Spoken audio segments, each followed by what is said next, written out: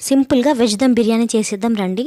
First ఒక 2 గ్లాసుల బియ్యాన్ని నీట్గా వాష్ చేసుకుని 6 గ్లాసుల నీళ్ళు ఎసురు కింద పోసి ఇక్కడ స్క్రీన్ మీద చూసిన మసాలా దినుసులన్నీ కడిగిన బియ్యంలో వేసి ఉప్పు, ఆయిల్, కొత్తిమీర, పుదీనా అలాగే నిమ్మరసం పిండుకొని ఒకసారి బాగా మిక్స్ చేసుకొని మూత పెట్టి ఒక అరగంట పాటు బియ్యాన్ని మసాలా దినుసులు నాననివ్వాలి. నెక్స్ట్ ఒక కడాయిలోకి నూనె వేసుకుని ఇక్కడ చూసిన విధంగా క్యారెట్ ముక్కలు, బీన్స్ ముక్కలు, కాలీఫ్లవర్ ముక్కలు అలాగే బంగాళదుంప ముక్కల్ని విడివిడిగా లైట్గా ఫ్రై చేసి తీసుకోవాలి. మీకు ఇష్టమైతే ఇందులోకి మిల్ మేకర్ని కానీ పన్నీర్ ముక్కల్ని కూడా యాడ్ చేసుకోవచ్చు. నెక్స్ట్ అదే ఆయిల్లోకి ఉల్లిపాయ ముక్కల్ని పొడవుగా కట్ చేసి వేసుకుని గోల్డెన్ బ్రౌన్ కలర్ వచ్చేంత వరకు ఫ్రై చేసుకుని తీసుకోవాలి.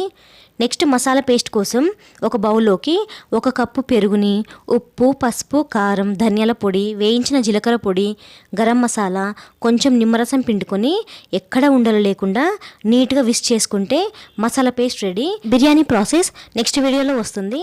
సబ్స్క్రైబ్ చేసుకోండి.